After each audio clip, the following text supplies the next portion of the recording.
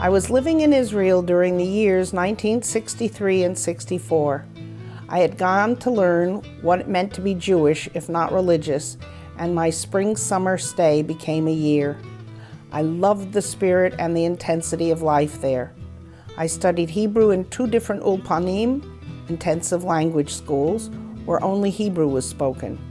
And then I went on an archaeological dig to Masada in the Negev desert.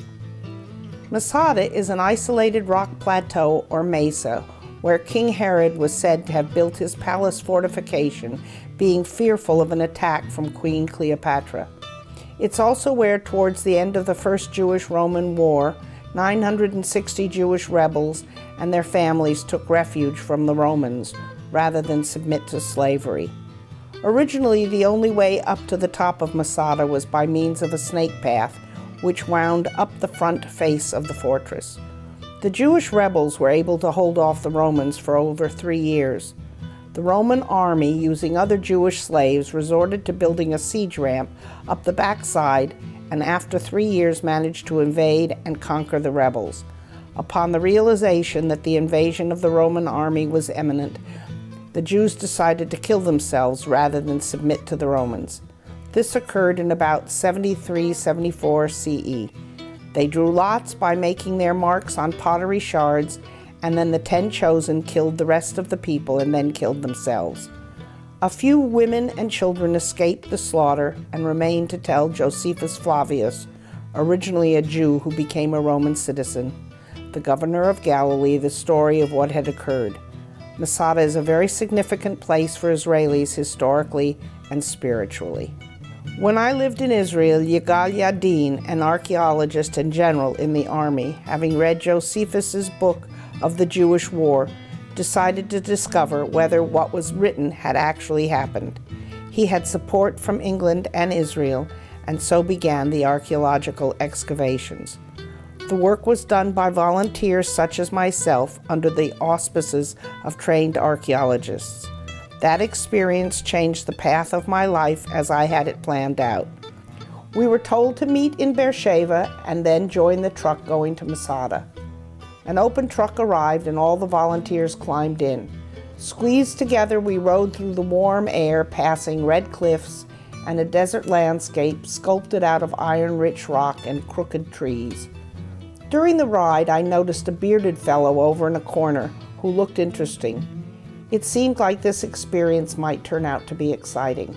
Upon arrival at the base of the snake path of the large rock mesa that was Masada, we were told to climb up the path to the top to see the site where we would be working. I started at the head of the group, and by the time we arrived at the top, I was exhausted and dragging at the tail of the group. The handsome bearded man was nowhere in sight. We were housed in large tents which slept about 6 or 8 people. We awoke early and grabbed something to eat and climbed up the siege wall on the backside of the site. At the end of 3 days, nothing had been found, so each of us was transferred to other sites to work. At my new placement, I found my bearded man and we struck up a conversation as we worked. I found out that he was English. So here I was with my own personal beetle-type male, a handsome one with a full beard, a great accent, and many funny stories to tell about his year of travels. I was smitten very quickly and just as quickly dumped the Danish man I had originally paired up with, a hard and cruel woman. The more we talked, the less we paid attention to our work, and soon the lead archaeologist of our group came over and separated us so that we would be more careful and efficient. On our day off, we took a picnic lunch and walked a ways into the desert and had some time together. The whole experience was romantic in every sense. The environment, the work, the spirit, and the history of the place. A sense of doing something important, a once-in-a-lifetime chance, and then the meeting of this lovely man, all rolled into a 2-week period. And then the 2 weeks were over, and we climbed into the truck heading back to Beersheba and the buses. We had planned to meet at the central bus station in Tel Aviv in a week. I was a nervous wreck wondering if he would come. I think we both held our breaths for that week wondering if the other would come, but we both turned up at the appointed hour and within a month we had left Israel and gone to England, where we were married. One never knows when or where lightning will strike, but my plan of action has always been to grab the bolt when it comes and run with it. The marriage didn't last. However, the sense of adventure has endured. 30 years later, I've revisited Masada with my younger son. It is one of those places where when one returns to revisit a place holding so many memories and is prepared to mourn the changes, the surprise is that the change is positive.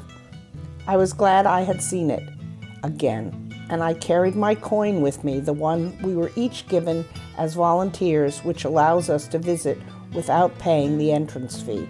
I treasure mine. It symbolizes the spirit of Masada and the adventurous side of me.